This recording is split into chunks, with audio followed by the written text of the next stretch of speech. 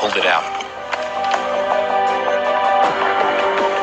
I could see a layer of red brick, and I knew that on the other side of that layer was freedom.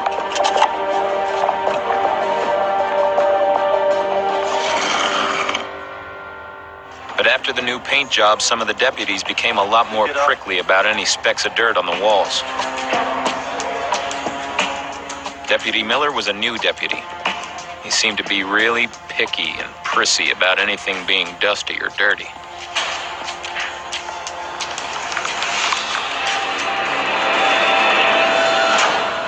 One day he came around early.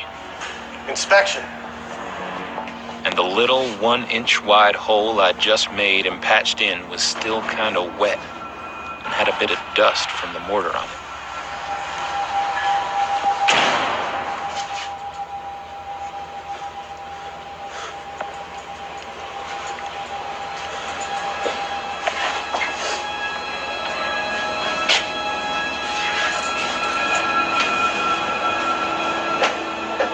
The deputy noticed that little spot and touched it.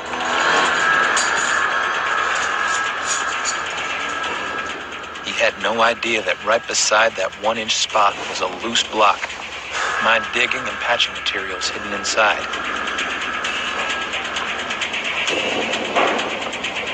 Looks like someone's been digging here. I don't know.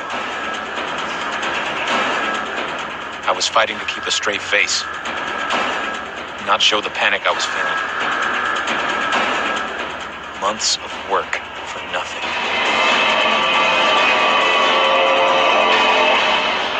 I felt like my heart was pounding out of my chest, and I was about to hyperventilate.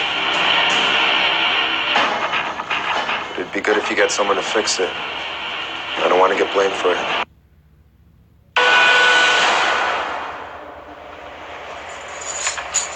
I get maintenance to come in and take a look.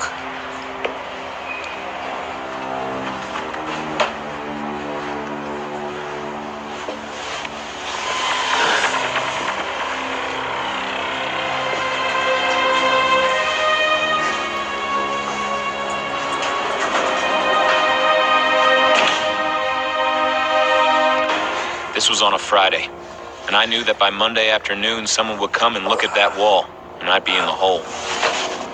That did not leave me enough time to get through the rest of the wall. Deputy Miller said that it would appear that some of the mortar around some of the blocks had been tampered with. Not removed, but tampered with. And we put it down, we make out a work order, turn it into maintenance. It was placed in the jail log of the observation of the correction officer.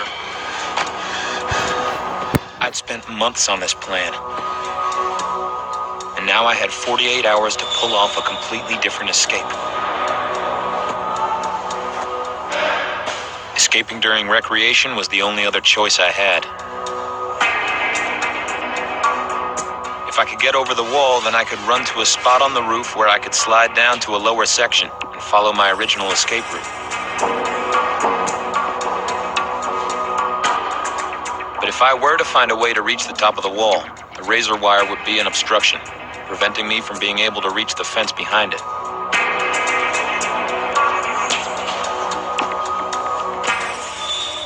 I could use the metal slats to solve the problem. I had about 20 in my wall. I bent them into S shapes. I ripped up the sheets and braided rope, then attached the hooks to pieces of the rope. I'd use them to pin back the razor wire so it wouldn't snag me. I also braided a rope ladder that would hang from a hook from the fence, with a band of newspaper to stiffen the steps.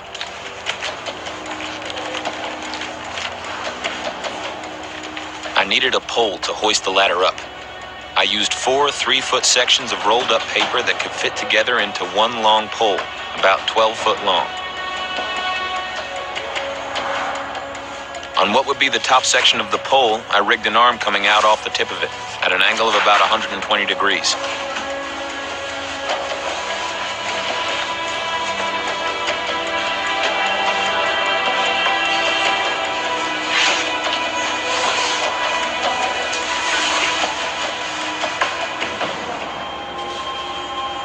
All that night I stayed awake, knowing it was going to be risky with so many witnesses out there, and a camera and deputies that could spot me so easily.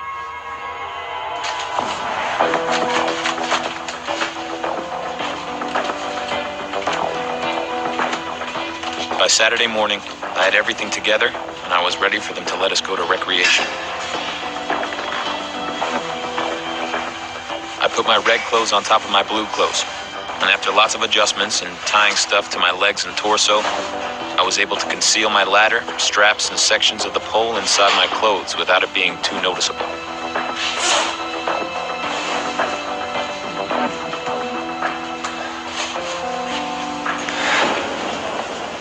Getting past the desk was the first step.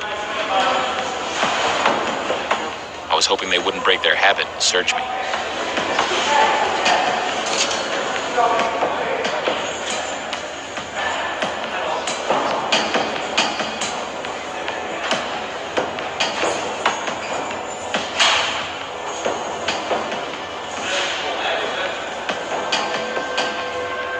Hey, what do you got there?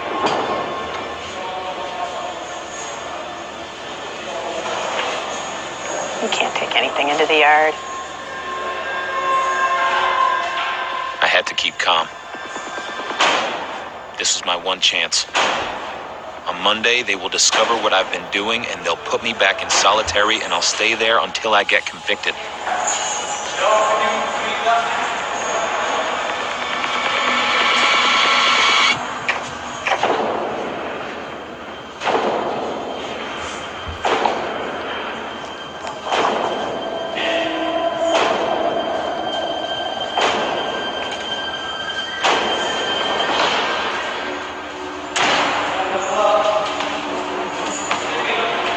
Now I was out in the rec yard, and this is where my big challenge began.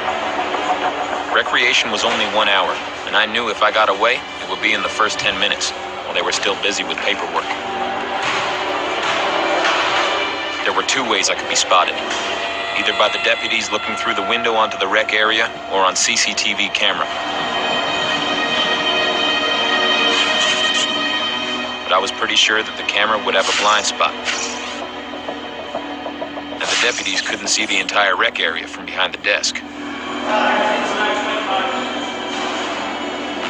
The best spot was right above the camera, where I figured neither the camera nor the deputies could see me.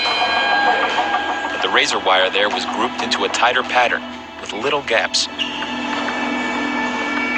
The other spot had bigger gaps in the razor wire and also had a small outcrop of building that I might be able to climb up. But I was pretty sure it was in view of the camera. It was real close to being inside of the deputies. I decided to try the first spot. I went around all the prisoners and told them what I was doing. Keep your mouth shut. And not to snitch on me. I assembled the pole, attached my rope ladder to the end, and lifted it up.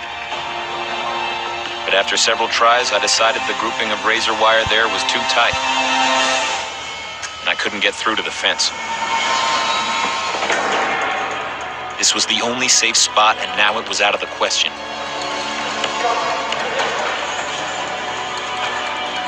Now I was worried. I was much more likely to be seen by the deputies in the other spot. And it was in full view of the camera.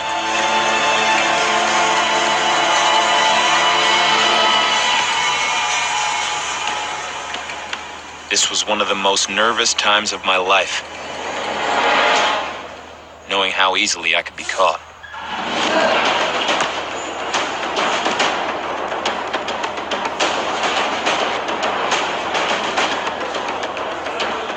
I positioned myself next to the small outcrop of building. I had to work as quickly as possible and hope that by the time they noticed, it would be too late. I reassembled the pole.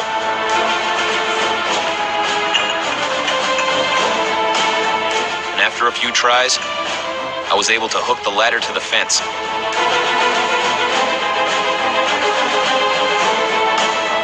I used the building to help myself up.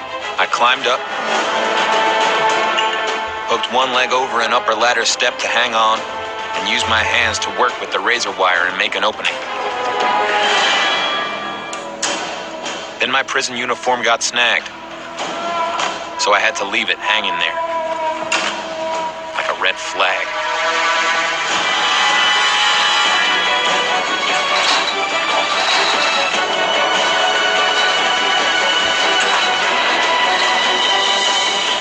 I was finally on the roof of the jail.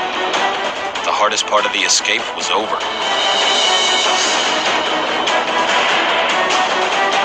I had about a 20-foot drop into the alley.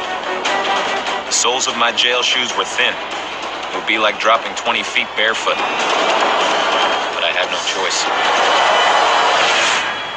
I jumped. John Parsons has escaped from jail in Ross County, Ohio. He is now on the run.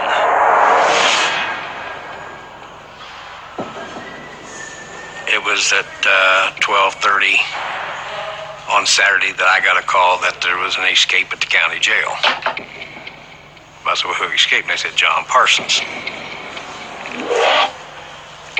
Disbelief, angered. How could this happen?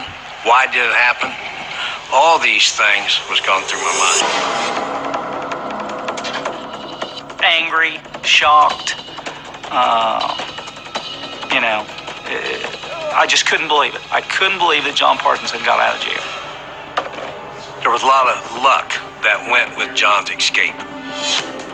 We believe that there was a diversion within the jail to draw the attention of the other CO.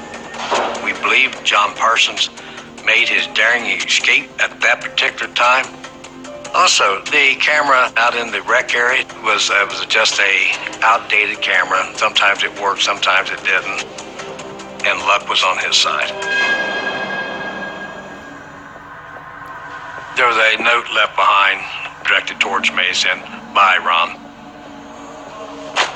I can only take that on John trying to be, humorous. He thought it was funny, I suppose. I felt he was out of the state by the time that we got notified, because there was probably anywhere from 45 minutes to an hour lapse between the time that he actually escaped until the notification was made. My plan was to leave the country, but the person who was supposed to give me a ride out of town let me down. I needed to leave the area as fast as possible, so I stole a bike and started heading the 7 miles towards Frankfort, where I used to live. I knew the cops would be there soon, but I had no choice. I needed help. To make things worse, I had broken my foot, so I could barely pedal.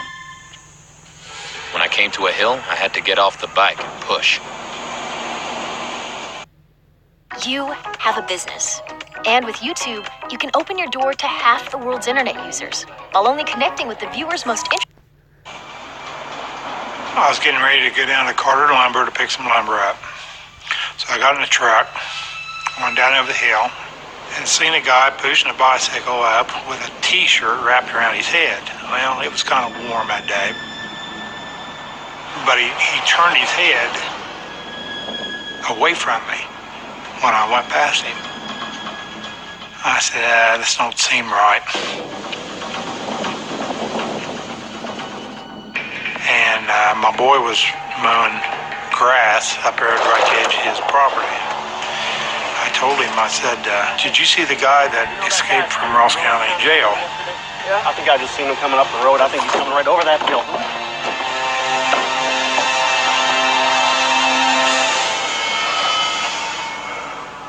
So we stood there for a few minutes. There he is. And he come up around the corner. That's him. There is no doubt that's him. And then all of a sudden he looked up. And as soon as he looked up, he knew we was watching him. So my boy took off running down there where he'd went in the woods, off the side of the road. Scott got on his cell phone right then and called 911. I'd been chief for 7 years, and that's the first time I ran from my house, lights and siren in my car. responded immediately to that scene, and we're at the exact location where John Parsons had went into the woods off the